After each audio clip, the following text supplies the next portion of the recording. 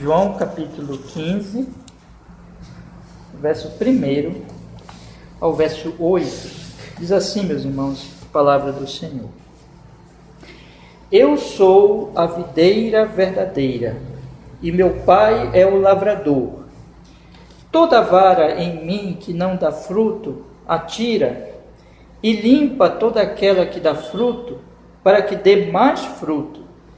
Vós já estáis limpos pela palavra que vos tenho falado. Está em mim e eu em vós. Como a vara de si mesma não pode dar fruto se não estiver na videira, assim também vós, se não estiverdes em mim. Eu sou a videira, vós as varas. Quem está em mim e eu nele, esse dá muito fruto, porque sem mim nada podeis fazer. Se alguém não estiver em mim, será lançado fora com uma vara, e secará, e os colhem, e lançam no fogo, e ardem. Se vós estiverdes em mim, e as minhas palavras estiverem em vós, pedireis tudo o que quiserdes, e vos será feito. Nisto é glorificado meu Pai, que deis muito fruto, e assim sereis meus discípulos. Amém. Vamos orar, meus irmãos. Ó Senhor, que é pecado, nossa alma nesse momento nos perdoa, nos purifica por Jesus, seu Filho, ó Deus Pai. Em Cristo pedimos isso e rogamos agora que o Senhor nos conceda por seu Espírito a palavra, a verdade, que o Espírito Santo nos ilumine, que nos faça compreender, Senhor, e nos conceda que possamos receber essa palavra com fé, com humildade, Senhor, no nosso coração, na nossa alma, em nome de Jesus. Nós oramos assim em Cristo e nós agradecemos. Amém e amém. Amém, meus irmãos. Pode sentar, meus irmãos. Pode sentar. Meus irmãos, esse capítulo 15, ele é um capítulo que eu já tantas vezes falei com vocês que o centro dele, a ênfase dele é a exortação. O Senhor Jesus Cristo aqui, ele vai fazer algumas exortações aos seus discípulos. O capítulo anterior é um capítulo de consolação, principalmente consolação. Esse é de exortação. E o próximo capítulo, 16, nós vamos estudar, se Deus quiser, é um capítulo de profecia, um capítulo que o Senhor antecipa algumas coisas que vão acontecer. Em tudo isso, tanto no consolo como na exortação e na profecia, ele está preparando os discípulos. O último discurso dele, ele vai morrer na cruz e vai ainda depois ressuscitar, se apresentar a eles, vai ficar 40 dias ali com eles, mas aquela presença ali física de Jesus não será mais a mesma. Mesmo depois da ressurreição, ele vai aparecer aos discípulos, mas vai ficar só um período, e depois vai subir ao Pai, e Jesus só vai se apresentar fisicamente no seu retorno, quando ele vier buscar a sua igreja, os seus eleitos. Pode ser a qualquer momento, pode ser hoje à noite, pode ser essa semana, a gente não sabe, pode ser daqui a 1000 anos, mas ele vai voltar com certeza para buscar o seu povo, para buscar a sua igreja. E ele disse aqui para a gente ficar preparado, esperando ele, esperando o retorno dele. Mas, meus irmãos, com isso Jesus estava então, com esse discurso aqui, Jesus estava preparando os discípulos para essa nova fase, que seria uma fase em que eles deveriam seguir sem a presença física dele, deveriam também pregar, proclamar o Evangelho, levar o Evangelho adiante, mas na verdade Jesus estaria com eles pelo seu Espírito Santo, que ele prometeu, várias vezes nós vimos aqui no discurso, e estaria, meus irmãos, ali operando através deles, operando essa grande obra por seu Espírito Santo. Jesus diz que o final dessa jornada é um final glorioso. A jornada é difícil, é uma peregrinação, uma luta contra o pecado, é uma luta contra o diabo, é uma luta contra um mundo que odeia os cristãos, odeia os discípulos de Jesus, mas é uma luta que no final é vitoriosa e é gloriosa, porque eles vão morar para sempre com Jesus. Todas essas informações Jesus já estava dando ali, essas informações de consolo, ele já vinha dando no capítulo 14. Então essas coisas que eu falei agora, em muitas delas, Jesus falou no capítulo 14. Disse para eles, e até não mencionei agora explicitamente, mas ele disse também para eles que iria preparar lugar para eles, exatamente na cruz, e por tudo que iria acontecer, pelo envio do Espírito, ele iria preparar um lugar para eles no céu. Então veja que o foco de Jesus sempre foi o céu, para eles, o final da jornada. Disse que iria enviar o Espírito, disse que eles iriam fazer obras maiores do que ele mesmo fez, que eu já expliquei para os irmãos naquela ocasião, que seria a proclamação do Evangelho a todas as nações, né? E uma vida de santidade, de pureza, de crescente temor ao Senhor, e deixou para eles a paz. Disse para eles então: deixe-vos a paz, no versículo 27 do capítulo 14, a minha paz vos dou, não vou lá dou como o mundo a dá. Não se turbe o vosso coração, nem se atemorize. Então, meus irmãos, essa é a mensagem. É uma mensagem de consolo. É difícil a jornada, Jesus está consciente disso, Jesus está falando para eles claramente, vai falar depois que eles vão até matá-los, né, os perseguidores, mas Jesus diz: não se preocupem, vão em frente com coragem, não se turbem, não se atemorizem, vão em frente, porque eu estou com vocês pelo Espírito Santo, e no final vocês vão morar comigo. Então esse é o consolo de Jesus. Essa mensagem, irmãos, essa palavra, é uma palavra muito diferente daquela que o mundo quer ouvir. Preste bem atenção nisso. Semana passada eu procurei enfatizar no nosso resumo, nas nossas aplicações do capítulo 14, eu procurei enfatizar para os irmãos que o Senhor Jesus vinha corrigindo algumas ideias erradas que os próprios discípulos tinham, até mesmo da natureza do Messias, de quem era o Messias. Falei para os irmãos semana passada que em muitos aspectos eles estavam contaminados pela cultura da época, que esperava um Messias político. Observe que a ênfase da cultura da época de Jesus é uma ênfase materialista, é uma ênfase deste mundo, e que pouco se importa com a eternidade e com a grande questão do Pai. Jesus disse: eu sou o caminho, a verdade e a vida, ninguém vem ao Pai senão por mim. A grande questão é a glória vindoura, o reino eterno de Cristo, que Jesus não é um rei desse mundo aqui, não é um reizinho desse mundo aqui, não é um presidentezinho dos Estados Unidos. E eu digo isso porque ser presidente dos Estados Unidos, né, é uma grande coisa no mundo, mas isso é pequenino perto do que Jesus é, não é nada. O presidente dos Estados Unidos vai morrer, os grandes imperadores morrem. Jesus é o rei eterno, Jesus é o rei de um mundo, de um reino que não acabará jamais. Mas os homens, eles estão no seu pecado ligados ao mundo, a esse mundo, e pouco pensam na eternidade, pouco pensam no que virá, no reino de Cristo, pouco pensam na própria morte e na questão espiritual, pouco pensam naquilo que nós falamos hoje de manhã aqui no Catecismo, na lição 23. Qual os benefícios da fé? Essa foi a nossa lição hoje. E o grande benefício é que nós estamos justificados em Cristo Jesus e somos herdeiros da vida eterna, que nós estamos em paz com Deus. Esse é o benefício. Mas os homens não estão interessados nisso, eles não se importam com Deus. E isso é loucura, porque a maior necessidade deles é Deus. Então, semana passada eu procurei enfatizar isso, e o que Jesus está fazendo é corrigindo os discípulos, tirando da mente deles qualquer ideia materialista, mundana mesmo, equivocada do que seja o Messias, e mostrando para eles quem ele é, que tipo de Messias ele é, e dizendo para eles o tempo todo: se vocês me amarem, vocês vão me obedecer, vocês vão seguir isso que eu estou dizendo, vocês vão seguir a minha palavra, vocês não vão fazer como, por exemplo, Judas, que não gostou de Jesus, que não amou Jesus, mas que queria dinheiro, queria vender o Jesus. Judas é materialista, Judas é um homem deste mundo, é um ímpio, estava no meio dos discípulos, mas não era crente. Judas só pensava como os homens do mundo, queria dinheiro, vendeu Jesus, traidor. E Jesus está dizendo, subentende-se, Judas não me amava, por isso ele não me obedeceu. Mas vocês me amam? Me obedeçam. Creiam na minha palavra, se firmem na minha palavra. Irmãos, esse capítulo 15 é um capítulo em que o Senhor Jesus Cristo vai agora exortar, fazer algumas exortações aos discípulos em relação a isso que ele já vem ensinando. Está chovendo, né? Graças a Deus. Ele já vem ensinando, isso é bênção do céu. Né? Então, que ele já vem ensinando.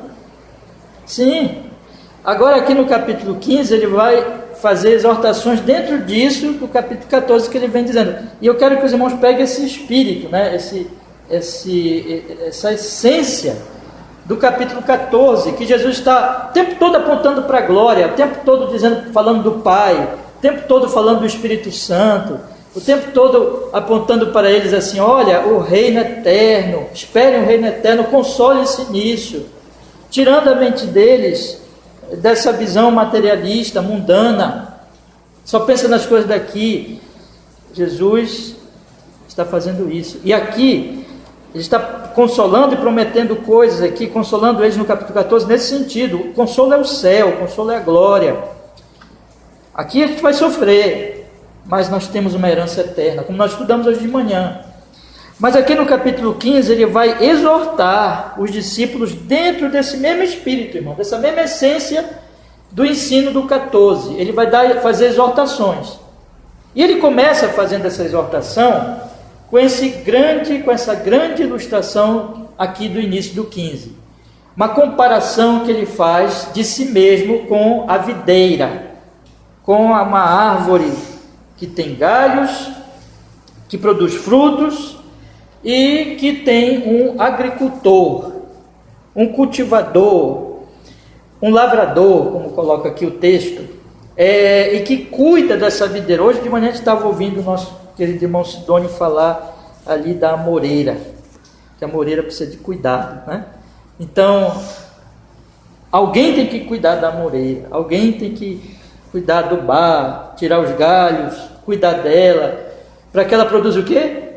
Fruto.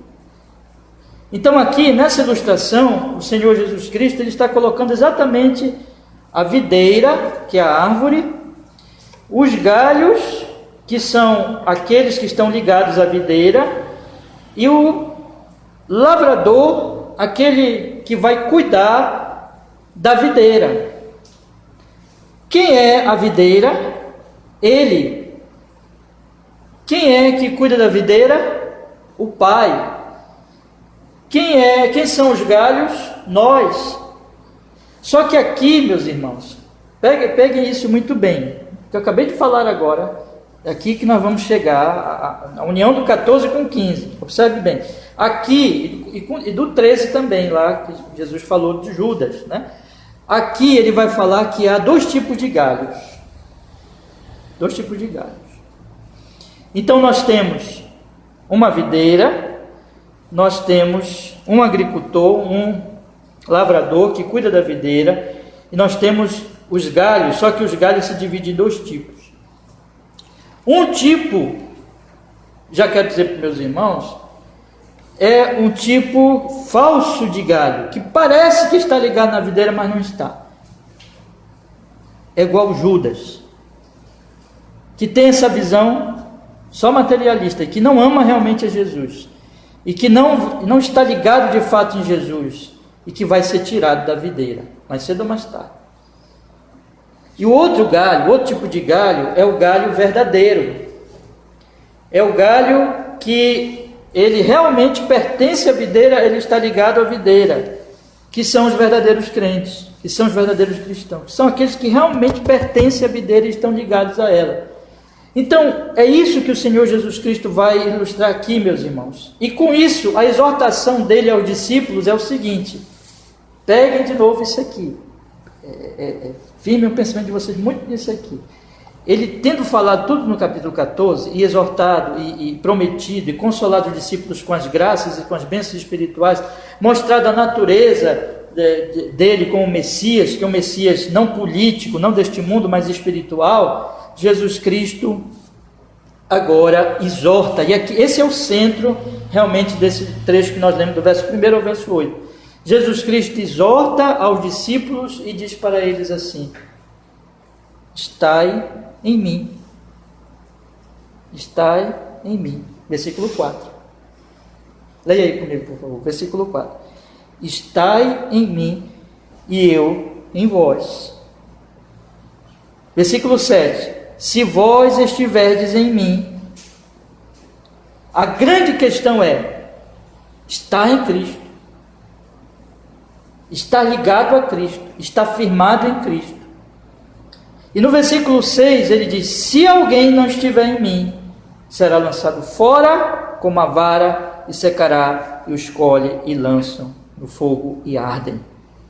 Mas ele diz no versículo 5: eu sou a videira, vós as varas. Quem está em mim e eu nele, esse dá muito fruto, porque sem mim nada podeis fazer. Então a grande questão e a grande exortação do texto aqui é essa: estai em mim. Quem está em Cristo produz muito fruto. Quem não está em Cristo vai ser recolhido, vai ser lançado fora, vai secar, e vão pegá-lo e vão jogar na fornalha ardente.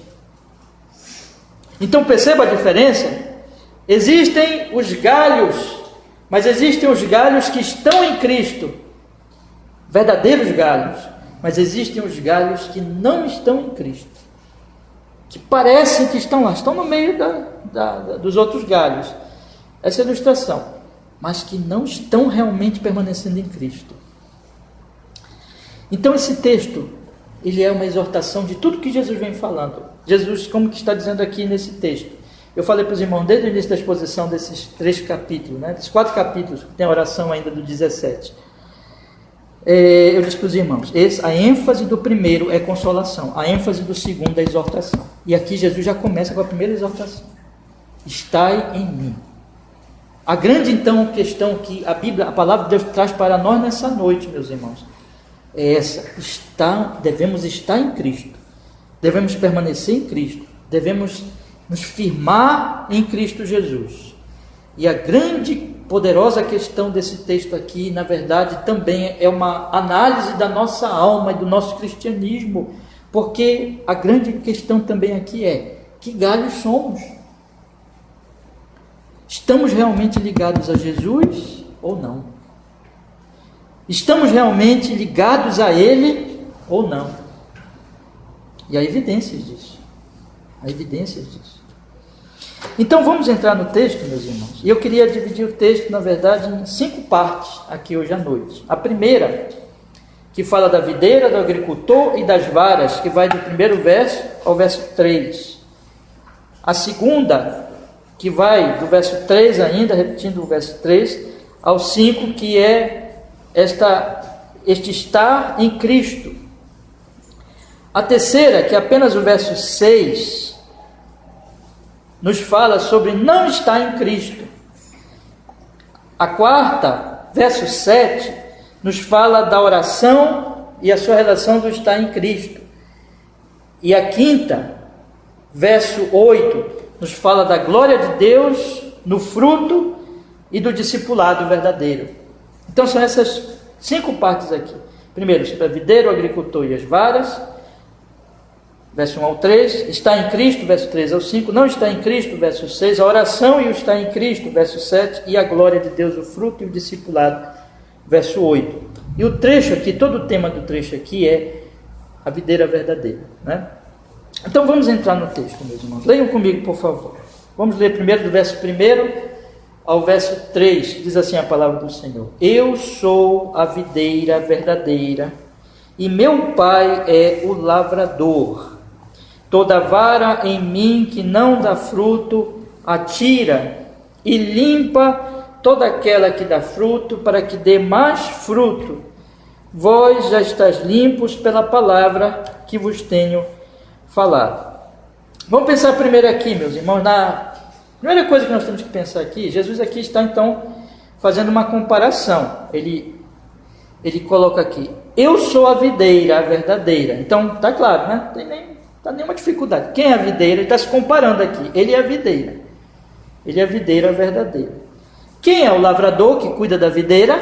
O Pai Celestial, que mandou ele aqui para nos salvar. Então, não tem nenhuma dificuldade também com isso, está claríssimo. Agora, toda vara em mim que não dá fruto tira, e limpa toda aquela que dá fruto, para que dê mais fruto ainda. Então, observe que aqui ele fala nas varas. Quem são as varas? É evidente que são os discípulos. Não tem também dificuldade nenhuma de entender. É tão aqui natural, nós pensamos assim, são os discípulos. Então, e a questão da videira é muito importante. Por quê? Por que Jesus fala... Jesus usa esse exemplo de uma árvore, porque, irmãos, é tão claro também que os galhos, eles dependem da árvore, e eles produzem fruto pela seiva, né? Porque eles são sustentados, eles são alimentados pela árvore. Então, o que Jesus está querendo dizer aqui, é que ele está se colocando, eu sou videira, o Pai é o que cuida dessa videira, que vai tratar dela, para que ela frutifique muito, né? E os galhos estão ligados a mim, e os que dão fruto são esses que estão ligados a mim, porque eles dependem totalmente de mim, assim como o galho depende totalmente da árvore para dar o fruto. Agora, ainda tem mais um ponto aqui, o fruto, mas eu vou já explicar para os irmãos o que é esse fruto. Mas nós temos então aqui a videira, o lavrador, os galhos e o fruto. E observe bem, como eu disse no início, ainda na introdução, há dois tipos de galhos. Toda vara em mim que não dá fruto, tire. Então tem aquela vara, tem aquele galho que está nele, nós vamos ver depois que esse está nele é apenas aparente, mas que não dá fruto, e esse é tirado. Mas há um outro tipo de galho que vai ser, em vez de ser tirado o galho, vai ser limpado. Ele limpa, o agricultor, né, o lavrador, limpa todo aquele que dá fruto para que dê mais fruto ainda. Então nós temos aqui, meus irmãos, esses dois tipos de galho. Então, vou voltar aqui, estou repetindo porque é bom repetir para ficar bem claro para os irmãos. Então nós temos aqui a videira, que é Jesus, o que cuida da videira, que é o lavrador, que é o Pai Celestial, os galhos, que são os discípulos, só que tem dois tipos de galho, aquele que é tirado e aquele que é cuidado, que é limpado. O que não dá fruto é tirado, o que dá fruto é limpo para que dê mais fruto, né? E nós temos o fruto, daqui a pouco eu vou falar. Mas uma coisa que eu chamo a atenção dos irmãos, em primeiro lugar, é que o Senhor Jesus Cristo, ele diz aqui, eu sou a videira verdadeira. Por que essa qualificação, né? Porque ele diz que é uma videira, mas é uma videira verdadeira. Provavelmente, meus irmãos, é que esse verdadeira, Jesus está se colocando aqui em comparação com aquilo que o Antigo Testamento também fala. O Antigo Testamento também fala de videira. Nós lemos um salmo, começamos o culto hoje com o Salmo 80, que fala de Israel como a videira de Deus. Só que aqui o Senhor está dizendo que Ele é a videira verdadeira, né? Colocando que, a videira lá do Antigo Testamento, que era Israel, num certo sentido, ela não é a verdadeira videira, porque nem todos ali de Israel realmente eram eleitos e eram crentes verdadeiros. Muitos apostataram e muitos abandonaram, apesar de estarem ali ligados a Israel. Muitos que foram tirados do Egito pereceram no deserto, não chegaram à terra prometida, porque não eram de Deus mesmo. Então, irmãos, nem todos ali eram realmente da videira, a videira verdadeira, mas no Novo Testamento nós temos a nova aliança e Cristo se colocando ali como aquele que é a videira verdadeira, mostrando que os que realmente pertencem a Cristo, isso inclui, evidentemente, inclusive os crentes do Antigo Testamento que esperavam Cristo, que eram realmente crentes, como Abraão, como os patriarcas, como os profetas e como aqueles grandes personagens dali do Antigo Testamento, todos eles esperavam pelo Senhor Jesus Cristo. Esses pertencem a essa videira, essa verdadeira videira, que é, no final das contas, a própria igreja, né? Que Cristo é o cabeça.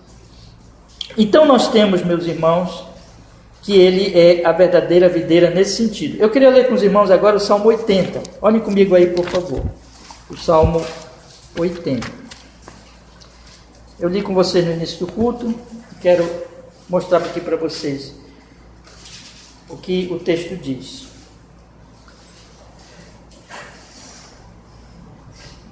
Tu que és, Salmo de número 80, tu que és o pastor de Israel, dá ouvidos, tu que guias a Israel, a José, como um rebanho, tu que te assentas entre os querubins, resplandece, perante Efraim, Benjamim e Manassés, desperta o teu poder e vem salvar-nos. Faze-nos voltar, ó Deus, e faze resplandecer o teu rosto, e seremos salvos. Ó Senhor, Deus dos exércitos, até quando te indignarás contra a oração do teu povo? Tu os sustentas com pão de lágrimas, e lhes dás a beber lágrimas com abundância. Tu nos pões em contendas com os nossos vizinhos, e os nossos inimigos zombam de nós entre si. Faz-nos voltar, ó Deus dos exércitos, e faz resplandecer o teu rosto, e seremos salvos. Trouxeste uma vinha do Egito, lançaste fora os gentios e a plantaste. Está vendo a vinha? Quem é a vinha? Israel. Você tirou lá do Egito. Preparaste-lhe o lugar, fizeste com que ela deitasse raízes, encheu a terra, os montes foram cobertos da sua sombra, e os seus ramos se fizeram como os cedros de Deus. Ela estendeu a sua ramagem até o mar, os seus ramos até o rio.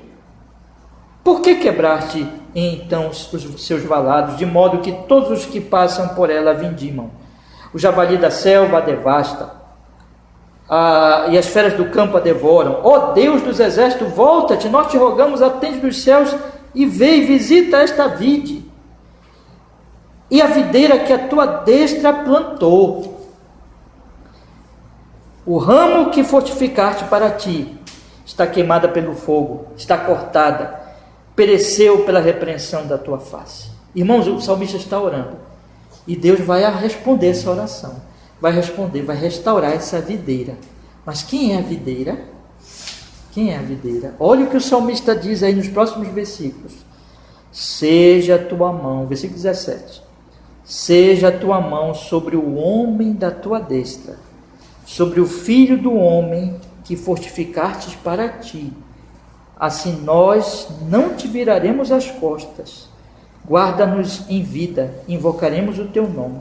Faz-nos voltar, Senhor Deus dos exércitos, e faz resplandecer o teu rosto, e seremos salvos. Quem é essa videira? Essa videira, na verdade, é este homem da tua destra, o filho do homem que fortificaste para ti. Quem é? Jesus. Por todo o Antigo Testamento, Jesus está sendo prometido. E o salmista aqui está orando: Senhor, olha como é que está Israel, olha como é que está a tua videira. Senhor, restaura a tua videira. Seja a tua mão sobre o homem da tua destra, sobre o filho do homem que fortificaste para ti. Quem é o filho do homem? Quem é esse homem da destra de Deus? Quem é esse homem fortificado pelo Senhor? É o filho do homem, é o Senhor Jesus, é o Deus homem. Jesus, quando Jesus diz lá no capítulo 15, irmãos, ele está cumprindo isso aqui. Essa oração vai ser respondida no Novo Testamento, de fato e de verdade, porque Jesus é a videira verdadeira. Jesus vai juntar aquilo que Paulo vai chamar em Gálatas de Israel de Deus. O que é o Israel de Deus? É a igreja, que vai englobar os judeus, os israelitas salvos, crentes, desde o Antigo Testamento, e os gentios que vão crer depois, quando a proclamação do Evangelho se expandir, e que inclui nós. Então Jesus, ele é a videira verdadeira, ele é esse homem da destra de Deus, ele é o filho do homem que fortificaste. Então, na verdade, a oração vai ser respondida plenamente, mas só no Novo Testamento, só nos tempos do Novo Testamento, e essa oração foi respondida, meus irmãos. Essa videira é plantada pelo Senhor. Essa videira, versículo 15, que a tua destra plantou, e o ramo que fortificaste para ti. Quero ler, guarda isso aqui. Deus que plantou essa videira, Quero ler mais um salmo que nós cantamos ainda há pouquinho. Já cantamos várias vezes aqui na igreja. Na verdade, foi o primeiro salmo que nós aprendemos ainda no tempo que os irmãos de Caruaru nos visitavam, né? Vocês lembram qual é o salmo? Salmo 1, salmo 1. Vamos olhar aqui o salmo 1. O salmo 1 fala de dois tipos de homem. Dois tipos de homem que existem nesse mundo. Salmo 1. Bem-aventurado o homem que não anda segundo o conselho dos ímpios, nem se detém no caminho dos pecadores, nem se assenta na roda dos escarnecedores. Antes tem o seu prazer na lei do Senhor, e na sua lei medita de dia e de noite. Pois será como a árvore plantada junto a ribeiros de águas, a qual dá o seu fruto no seu tempo, as suas folhas não cairão, e tudo quanto fizer prosperará. Aqui a ilustração não se refere ao conjunto dos crentes, mas ao crente individual. E o crente individual, aquele homem que é bem-aventurado, ele é comparado com uma árvore plantada junto a ribeiros de águas. Quem plantou essa árvore junto a ribeiros de águas? O Senhor. Você está entendendo?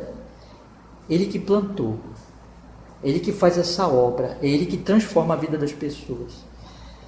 Só que juntando ilustração com ilustração, na verdade, esse que aqui é comparado com uma árvore, nessa ilustração do Salmo 1, na ilustração de João 15 e na ilustração de outras partes do Antigo Testamento, na verdade, cada um é um galho que está ligado a essa árvore, que é a videira, e essa árvore toda, junto com seus galhos, quem plantou foi o Senhor. É obra de Deus. Por isso que Jesus vai dizer lá que aquele que plantou é que cuida dela. Guardem muito isso, meus irmãos. Estou falando de coisa aqui importante. Aquele que plantou é o lavrador. Aquele que plantou é o que cuida dessa videira, para que ela floresça, para que ela frutifique, para que ela fique cada vez mais viçosa, bonita e dê muito fruto. Aqui no Salmo 1, vamos continuar, o texto diz assim: não são assim os ímpios, mas são como a moinha que o vento espalha. Por isso os ímpios não subsistirão no juízo, nem os pecadores na congregação dos justos, porque o Senhor conhece o caminho dos justos, porém o caminho dos ímpios perecerá. Então aqui, meus irmãos, veja a comparação, como é bem semelhante inclusive com João 15, porque aqui nós temos dois tipos de pessoa: os que são do Senhor, os que são bem-aventurados, que são como uma árvore plantada junto a ribeiros, que dá o seu fruto, olha só, no seu tempo, cujas folhas não cairão, e tudo quanto fizer prosperará. Com os ímpios, que são como uma moinha que o vento espalha, são secos e são espalhados pelo vento, e eles não subsistem no juízo, eles vão perecer, enquanto que os justos vão frutificar. Veja então que a Escritura, ela se harmoniza, né? Escritura com escritura. Eu estou lendo aqui aos irmãos e mostrando para vocês que é o Senhor que planta essa árvore, tanto em João 15, como no Salmo 80, como no Salmo 1, essa é obra do Senhor, é o Senhor que cuida dessa videira, é o Senhor que sustenta e que vai fazer com que ela frutifique. Vamos voltar para o João 15. Irmãos, eu não sei se eu vou conseguir acabar a exposição hoje, tá bom? Eu estou detalhando, porque é importante nós darmos esses detalhes e essas explicações para vocês entenderem bem. Eu acho difícil eu conseguir hoje. Aí, se não conseguir, a gente continua semana que vem, nesse mesmo trecho aqui. Mas vamos até onde nós conseguiremos hoje. Vamos voltar para o texto. E o texto diz assim: eu sou a videira verdadeira e meu pai é o lavrador. Já expliquei para vocês por que a videira verdadeira. Jesus é essa videira. Muitos de Israel não faziam parte dessa videira, mas a verdadeira videira prosperará, será fruto, será gloriosa, porque é plantação do Pai Celestial. Então Jesus diz assim: eu sou a videira verdadeira e meu Pai é o lavrador.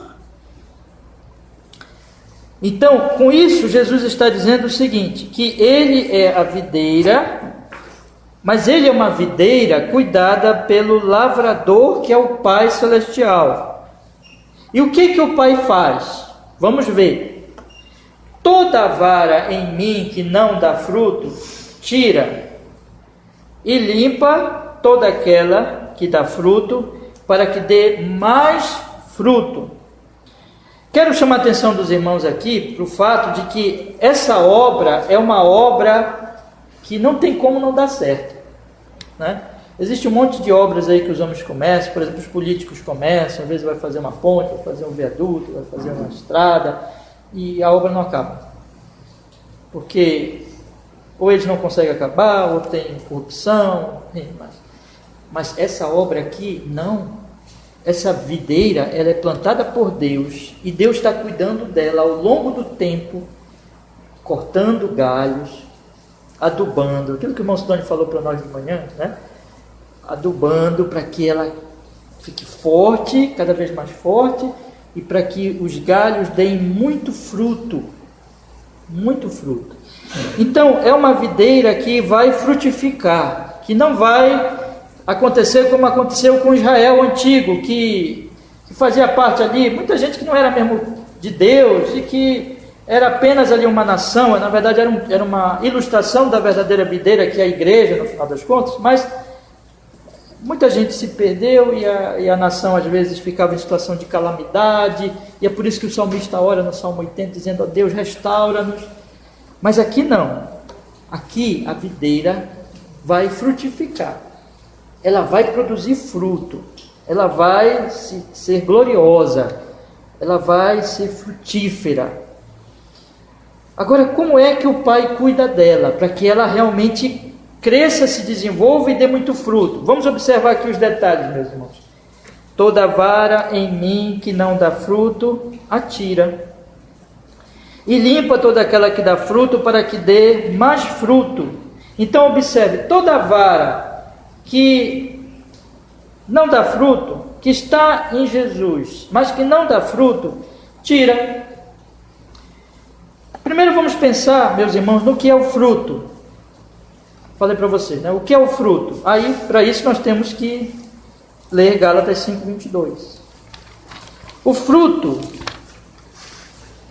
por todo o contexto dos capítulos, significam primordialmente, irmãos, fruto de piedade, de santidade, fruto de obediência, e que o apóstolo Paulo, ele sintetiza esse fruto bendito em Gálatas capítulo 5, versículo 22. É o fruto do Espírito. Você lembra que Jesus já tinha falado muitas vezes no capítulo 14 do Espírito Santo, né? É Ele que opera em nós. E o que Paulo diz sobre o fruto do Espírito? Gálatas 5, 22. Qual é? Veja que é fruto no singular. Quer dizer que esse fruto, ele possui todas essas qualidades. Mas o fruto do Espírito, não frutos do Espírito, mas o fruto no singular, significando que este fruto, ele tem todas essas qualidades. Mas o fruto do Espírito é amor, gozo, paz, longanimidade, benignidade, bondade, fé, mansidão, temperança. Contra essas coisas não há lei. E observem, meus irmãos, que mais uma vez é no singular. Quer dizer que quem tem esse fruto do Espírito manifesta estas qualidades. É cheio de amor, de gozo, de paz, de longanimidade, benignidade, bondade, fé, mansidão e temperança. Não vou explicar cada fruto não, cada qualidade desse fruto agora, mas a gente vai ter, se Deus quiser, uma oportunidade de fazer um estudo aqui em Gálatas e chegar aí a fazer uma exposição mais detalhada sobre esse fruto. Mas, em muitos sentidos, já dá para os irmãos compreenderem. Tudo aqui é muito bom, né? Veja a diferença das obras da carne. Olha as obras da carne no versículo 19. As obras da carne são manifestas, as quais são adultério, fornicação, impureza, lascívia, idolatria, feitiçaria, inimizade, contenda, ciúme, ira, peleja, dissensões, heresias, invejas, homicídio, bebedice, glutonaria e coisas semelhantes a estas. Irmãos amados, quem é de Deus está se tornando cada vez mais cheio do fruto do Espírito, e menos parecido com essas obras da carne aqui. Tá? Quem é de Deus vai manifestar cada vez mais essa qualidade de amor, gozo, paz, longanimidade, benignidade, bondade, fé, mansidão, temperança. E vai mortificar e vai combater as obras da carne, que é adultério, fornicação, impureza, lascívia, idolatria, feitiçaria, inimizade, contenda, ciúme, ira, peleias, dissensões, heresias, inveja, homicídio, bebedice e glutonaria. Não tem nenhuma dificuldade nós entendermos isso. É claríssimo nas Escrituras. Inclusive o apóstolo Paulo, ele diz lá, no versículo 24, os que são de Cristo Jesus crucificaram a carne com as suas paixões e concupiscências. Se vivemos em espírito, andemos em espírito. E ele diz no finalzinho do 21, quando ele dá esse catálogo horrível das obras da carne, ele diz no final do 21, eu vou ler todo o 21, invejas, homicídio, bebedice, glutonaria e coisas semelhantes a estas, acerca das quais vos declaro de antemão, vos declaro como também já antes vos disse, que os que cometem tais coisas não herdarão o reino de Deus. Então fica claro que quem vai morar com Jesus, quem vai ser salvo, que é aquele galho, né? Que Jesus vai falar lá no capítulo 15, essas obras da carne vão sendo mortificadas. E o fruto do Espírito Santo vai se tornando cada vez mais evidente, meus irmãos. Quem vive na carne não entrará no reino de Deus. Mas quem está sendo transformado, está manifestando estes frutos, é que é o galho. Vamos voltar lá? Versículo 2. Voltar para o 15 já, tá? Toda vara em mim que não dá fruto, atira e limpa toda aquela que dá fruto, para que dê mais fruto. Vamos agora pensar em quem são esses galhos, segundo João 15. Jesus diz aqui no versículo 2, toda vara em mim que não dá fruto, atira. Então, a vara que está em mim, mas que não dá fruto, não dá o fruto lá. Se não dá o fruto de lá, tem as obras da carne. Aqueles que estão em Cristo, entre aspas, mas que não dão fruto. O que o pai, que é o agricultor que está cuidando dessa videira, ele vai fazer? Mais cedo ou mais tarde ele vai fazer isso. Ele vai tirar esse galho. Irmão, isso aqui Jesus disse que vai acontecer. Ele vai tirar esse galho. Esse galho não vai permanecer. Mais cedo ou mais tarde vai ser tirado pelo Senhor. Agora, o que ele vai fazer com um galho que dá fruto? Ele limpa todo aquele que dá fruto para que dê mais fruto. Observe, meus irmãos, que o galho que não é o galho verdadeiro, que não é um galho realmente de Cristo, que só produz as obras da carne, que não dá o fruto de Deus, do Espírito Santo, não se vê evidência nele de que ele é de Deus, que ele está ligado à videira, ele vai ser tirado. Quanto aos que dão fruto, eles vão ser limpos, como o agricultor mesmo, como o lavrador faz mesmo com as árvores, né? Tira aqueles galhos para que a árvore tenha força, os galhos que ficam ali, ele retira os outros que estão excedendo, para que então, ele limpa então, para que aquele galho dê mais fruto ainda. Então vai ser cuidado para que hoje ele já dá fruto. Amanhã dará mais fruto, depois de amanhã mais fruto, mês que vem mais fruto, é crescente, vai crescendo a frutificação. O pai está cuidando deste galho para que esse galho frutifique, e frutifique cada vez mais. Irmãos, aquele fruto então de Gálatas, como eu disse para vocês aqui no contexto desses trechos de João que nós estamos estudando, realmente o fruto de piedade, esse fruto de Gálatas, com todas aquelas qualidades lá, vão se tornando cada vez mais evidentes. Significa que o cristão vai produzindo cada vez mais frutos, vai frutificando cada vez mais, no sentido que aquele fruto vai se tornando mais e mais evidente. Ele vai se tornando mais cheio de amor, mais cheio de paz, mais cheio de alegria, mais cheio de longanimidade, benignidade, que é crescente. Aí como é que o pai limpa? Qual é o instrumento do pai para limpar os galhos que já dão fruto, para que eles deem mais fruto ainda? Versículo 3, leia comigo. Vós já estáis limpos pela palavra que vos tenho falado. Vós já estáis limpos pela palavra que vos tenho falado. Então, como é que o pai limpa os galhos, limpa os discípulos para que os discípulos frutifiquem? Pela palavra. Como é que acontece? Em termos bem práticos. Lâmpada, Salmo 119. Lâmpada para os meus pés é a tua palavra e luz para os meus caminhos. Na medida que esse discípulo, na medida que esse que está ligado a Jesus, que já crê em Jesus, ele vai ouvindo a palavra de Jesus, a palavra de Deus, a palavra é lâmpada que mostra as obras da carne que ainda estão nele, e mostra que ele tem que mortificar isso pelo poder do Espírito Santo, como Paulo diz lá, andar em espírito e não satisfareis o desejo da carne. Vai iluminando, vai mostrando os pecados e vai mostrando que isso é grave, e vai mostrando as virtudes, vai mostrando as qualidades do fruto do Espírito Santo, a piedade, a santidade, vai fazendo com que esse crente, ele está em processo de arrependimento para toda a vida, meus irmãos. Nós vamos nos arrependendo, e na medida que esse cristão, que esse galho ouve a palavra, ele está sendo limpo, ele está sendo purificado, ele está sendo iluminado pela lâmpada que é a palavra, e ele vai então vendo as suas impurezas, aquilo que está prejudicando a sua alma, os seus erros, pensamentos, palavras, ações que Deus não se agrada, e ele vai então se arrependendo, e ele vai confessando os seus pecados, ele vai olhando para a cruz, ele vai orando e clamando, e ele vai sendo purificado.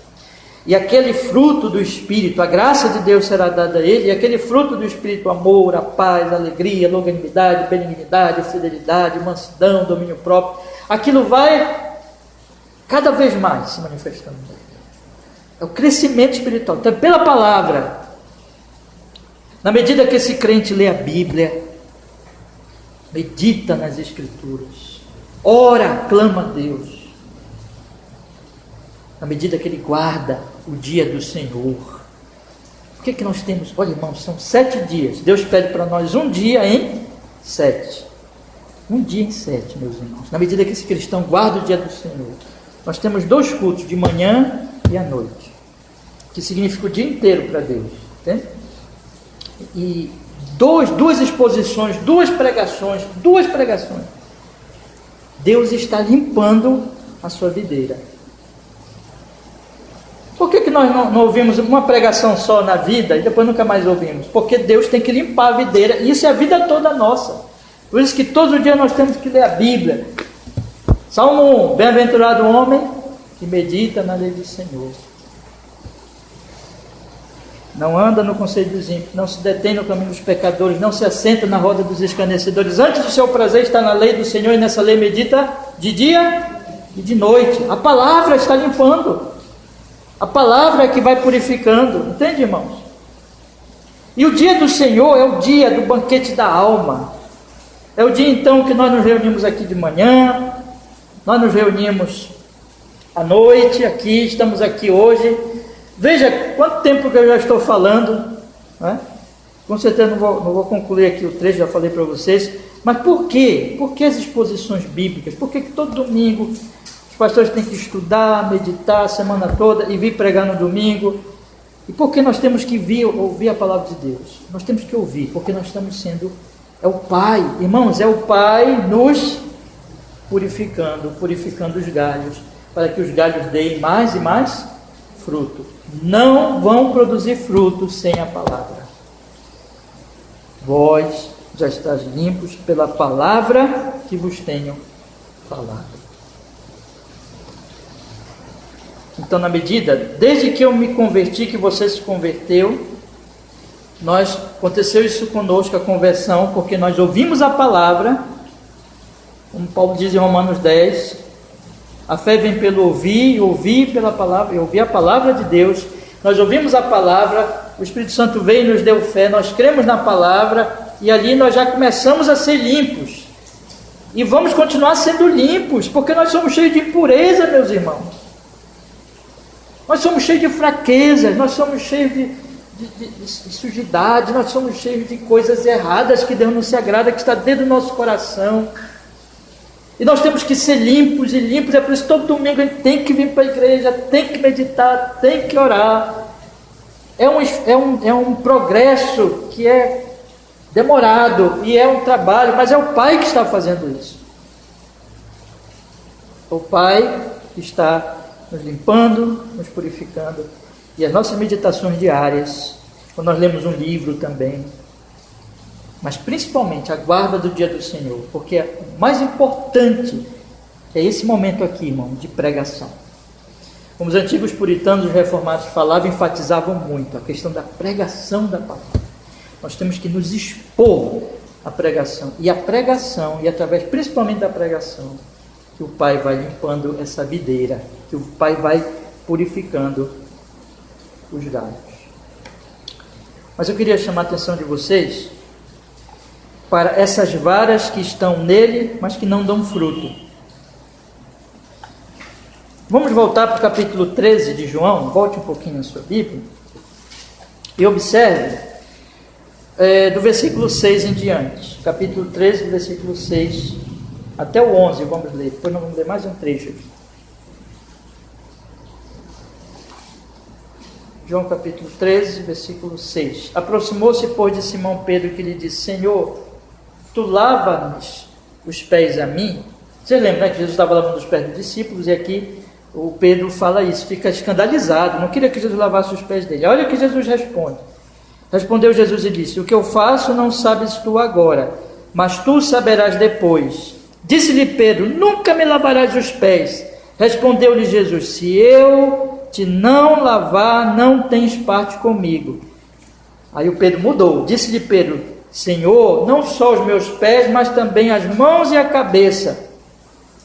Aí olha a resposta de Jesus: aquele que está lavado não necessita de lavar senão os pés, pois no mais todo está limpo. Ora, vós estáis limpos, mas não todos.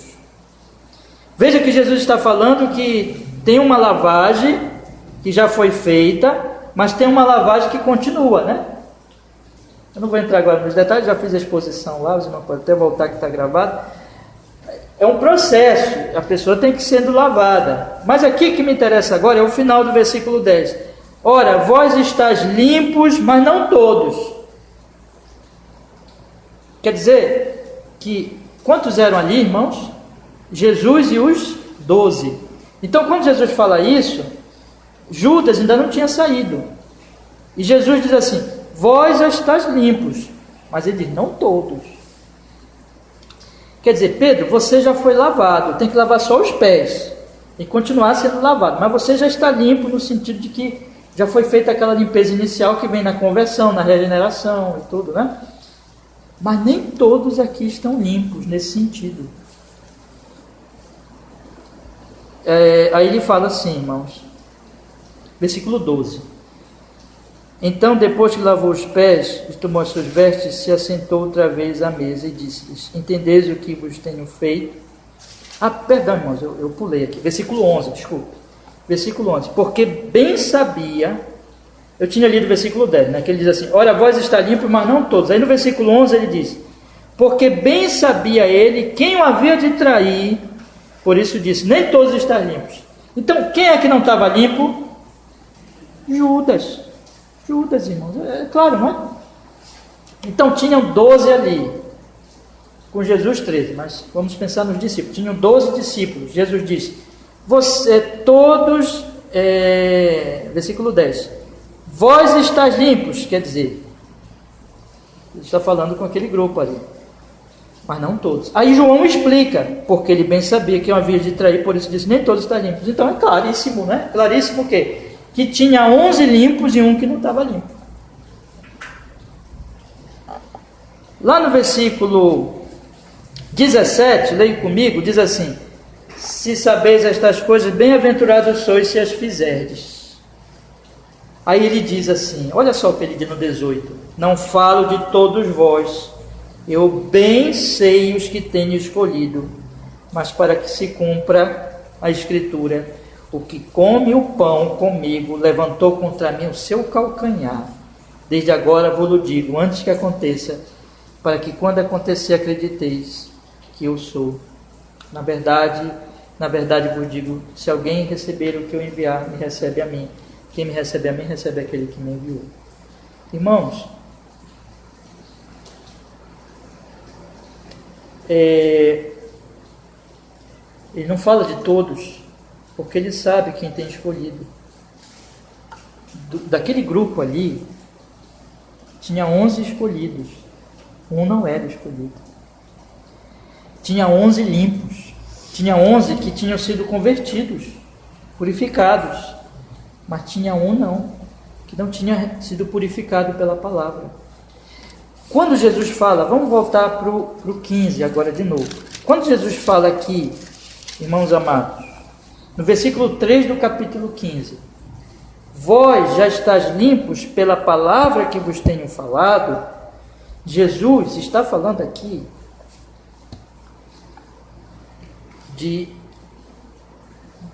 dos 11 que foram que estavam ouvindo esse discurso. Então tinha um que já tinha sido retirado daqui, que não estava limpo. Esse é o exemplo maior, podemos dizer assim, porque foi quem traiu Jesus, né? Do versículo 2, toda vara em mim que não dá fruto tira. Judas já tinha sido tirado dentre eles. Judas já tinha sido retirado. Ele não dava fruto. O que Judas tinha? Judas tinha o fruto do Espírito Santo de Gálatas 5:22? Não. Judas tinha as obras da carne. Judas não era escolhido. Judas não era eleito. Os 11 eram. Judas não tinha sido limpo. Os 11 tinham. Judas parecia crente. E esse é o ponto. Judas parecia crente. Judas parecia ligado à videira. Mas era só aparência. Ele não estava de fato ligado a Jesus. Porque Jesus vai dizer lá no versículo 6: se alguém não estiver em mim, será lançado fora como a vara e secará, e o espólio nasce no fogo e água. Ele não estava, na verdade, em Jesus. Ele não estava realmente ligado pela fé em Jesus. Era só aparência. Judas era um falso cristão, era um falso crente, era um hipócrita. E ele foi retirado. Então, eu vou encerrar aqui hoje com esses 3 versículos. Semana que vem, se Deus quiser, nós vamos continuar. Vou fazer uma revisão, aí a gente continua do versículo 4. Tá? Mas eu queria que os irmãos guardassem hoje à noite que, meus irmãos, na igreja, nas igrejas locais, na comunidade cristã em geral, existem muitos e muitos galhos. Todos dizendo que estão ligados a Jesus. Mas essa videira que é Jesus, quem está cuidando dela é o Pai. De maneira que o Pai sabe, conhece quem é realmente de Jesus. Aqueles que não são realmente de Cristo, que se dizem de Cristo, são como Judas. Não produzem fruto. Toda vara em mim que não dá fruto. Esses vão ser tirados mais cedo ou mais tarde. Aqueles que são de Cristo realmente dão fruto. Porque já foram limpos pela palavra e continuam sendo limpos pela palavra. Estão frutificando. Esse é o quadro. Na cristandade hoje, no meio das igrejas locais, e o cristianismo de uma maneira geral, é isso que está acontecendo. Tem muitos Judas e tem muitos Pedros. Quem somos nós? Queria que você pensasse nisso. Você ama Jesus? Você ama Cristo? Você ama a palavra dele? Você quer ser santo? Você odeia o pecado? Eu não estou dizendo que você é perfeito, mas você odeia o pecado e deseja, ama Jesus e quer servi-lo, e quer crescer e quer ser purificado, ainda que isso doa e é difícil. Você ama a palavra e você quer que ela lhe limpe e purifique. Você crê nele, você já se arrependeu dos seus pecados e o maior desejo de você é servi-lo. E você está percebendo uma mudança na sua vida. A graça, o Espírito Santo está mudando. Você não é perfeito, mas você está mudando. Você está dando fruto, aquele fruto lá de Gálatas. E você odeia as obras da carne, você sabe que isso está na sua vida, você tem consciência de que você é um pecador, mas você quer vencer isso, então você está dando fruto.